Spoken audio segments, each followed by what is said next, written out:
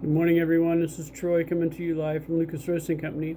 We posted an infographic the other day that focused on different kinds of brewing methods and how long they've been around in the coffee industry.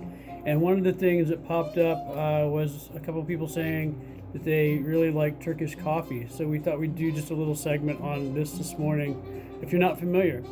So an e-brick would be a way of brewing Turkish coffee, a little different than the normal coffee brewer because it's a boiling apparatus. And what we're going to do this morning is take you through the quick, easy steps of making a good cup of Turkish coffee and see if we can do this right here in real time. So the first step, if you like, you don't have to add sugar, but we've got just a little bit of sugar and we're going to add that into the e-brick. And then per cup that you're going to brew, you should have 1 teaspoon, a rounded teaspoon. We've ground some very fine Canvas de Barista. This is our espresso blend, and we used our espresso grinder to grind this into an extremely fine powder. That goes into the e-brick next. And you would use a 1-to-1 ratio of sugar to coffee based on how many cups you're going to brew in this. I'm only doing 1, so I'm only going to use 1 cup of water. So the next step is to have your stove ready on a really low heat. You don't want this to heat up very quickly. You want it to very slowly rise in temperature. That's going to give you the crema that you want. And so per cup that you're brewing, I actually don't have any straight-sided cups as Turkish coffee would normally be served, and I've got our espresso cup. So I'm going to take 1 cup of water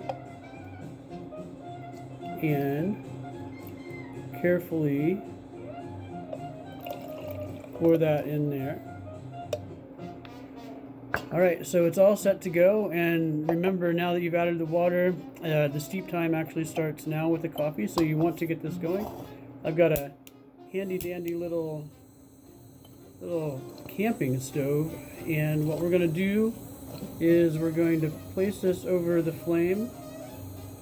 We're going to adjust the flame down to be quite low. That was too low.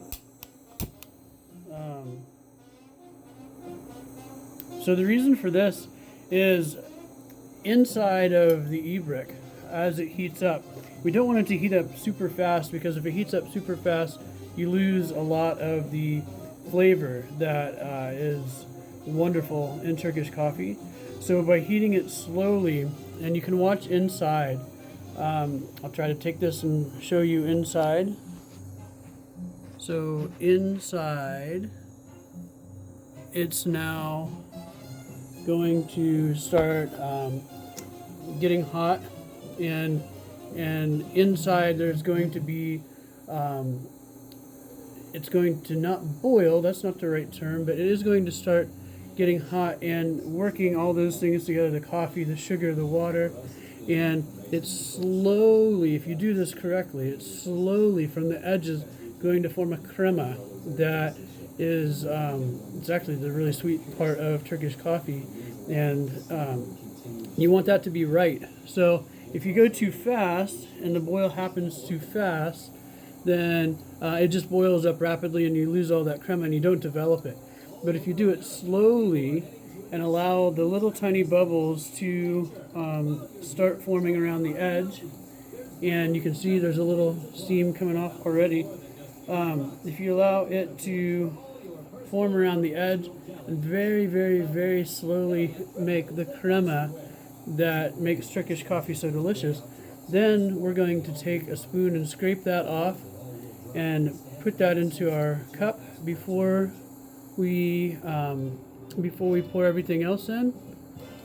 And it's starting now. So I'm going to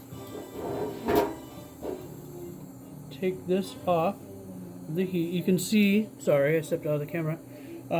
You can see the heat coming off of this. So it had started to boil, and the crema that is on the top. It's like crema on espresso. What we're going to do now is we're going to put this back up on top, and we're going to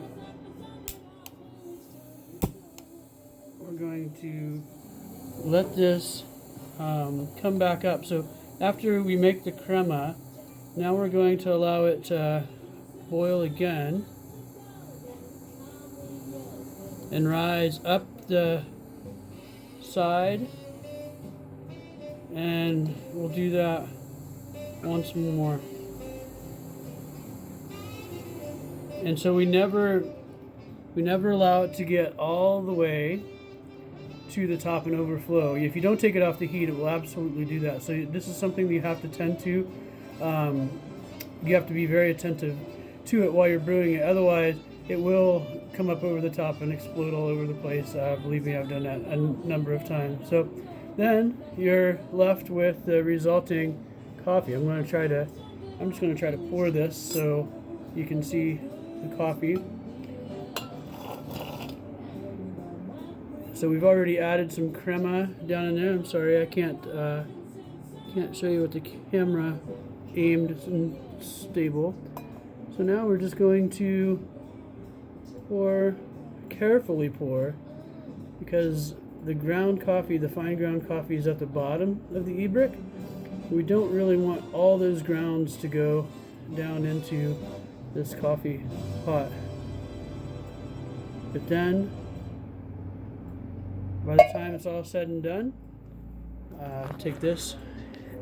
Got a cup of coffee for just the amount, really small amount, because this is very strong coffee. This is something that you can easily make at home if you have an e-brick.